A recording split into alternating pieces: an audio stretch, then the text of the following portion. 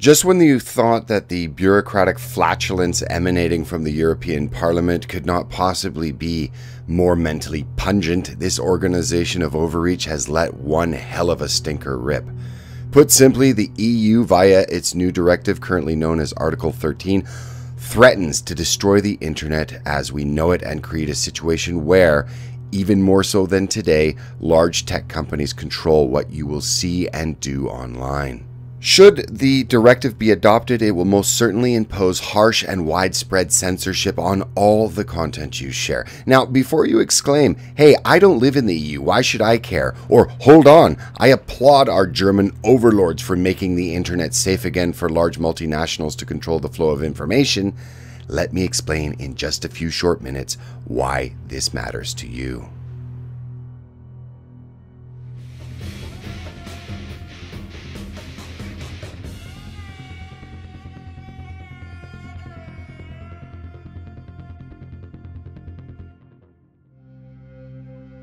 Put simply, the new Directive Article 13, which is a proposed plan on copyright infringement, is so sweeping in its ability to censor almost all forms of media, it would make even the most hardened propaganda minister of Oceania blush. The EU is currently planning on implementing laws that force all content being uploaded to platforms on the net to pass through a content filter that determines whether or not it is violating any kind of possible copyright on the planet. Article 13 mandates that all content uploaded to the internet be monitored and potentially deleted if likeness to existing copyrighted material can be detected. Now remember, these are machines making these decisions. If the filter detects possible copyright infringing content, the user trying to post said content will have to pay a tax to get his material posted online. That also includes people posting links to other sites.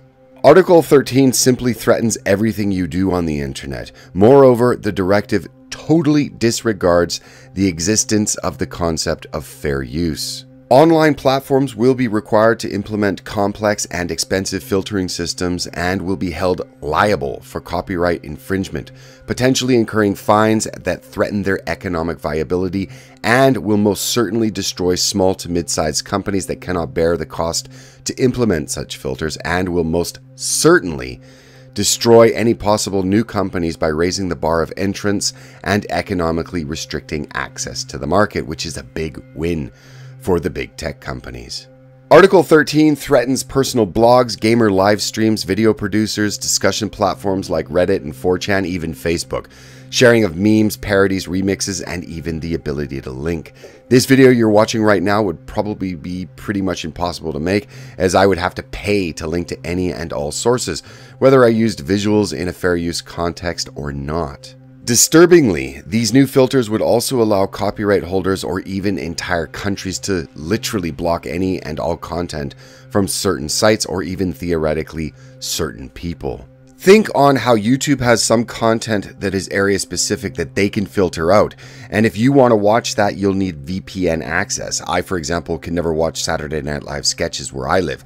Now imagine if this was applied to the entire internet. Also, you can most certainly say goodbye to VPNs, as the filters would most likely be tasked to detect this kind of behavior and simply turn off the tap from the source side. Now, you might say, wait, this doesn't matter to me. I'm not living in Europe, so let these people that have allowed this Marxist bureaucratic nightmare known as the EU metastasize and let them lie in the bed of their own making. My fellow Leafs will probably say that our gelded and pathologically tearfully apologetic Justin has been saving a special costume for a day such as this, and will most likely explain that if the EU destroys the open internet, Canadians win, and many will swoon over his hair and believe him. But they'd be wrong to believe him, because you and nobody else will be able to escape this. The EU, with over 500 million people within its borders and an economy roughly the same size as the US, well, companies and publishers will simply refuse to lose potential access to this lucrative market and will be made to follow this new directive, and it will most likely be applied globally. As far as I can tell, this is just another move in a Chinese-esque attempt to force some kind of global control system over the internet, regardless of laws and politics at the local and national level. People are waking up on many levels to the control mechanisms implemented by not only the state but also over the levers of culture and consumption, and this does not bode well for our overlords. The obvious next step will be for all people to have a personal ID to access the internet, and of course, this will all be done for our safety and protection. There is simply no way that large tech companies, if they've not already been seriously compromised by governments, which we know most of them have, will not now be tasked to bring about even more controls and censorship, and it will all be wrapped in the guise of protecting freedom, of course. And this, the next phase, is here with Article 13. I myself foresee only a decade at most of a mostly free and open internet if there is no significant pushback, starting now.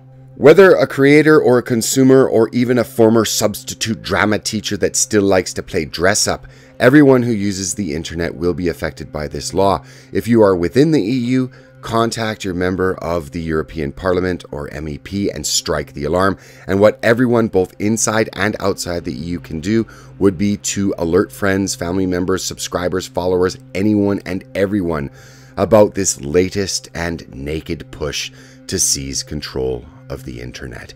Now is the time if there ever was one.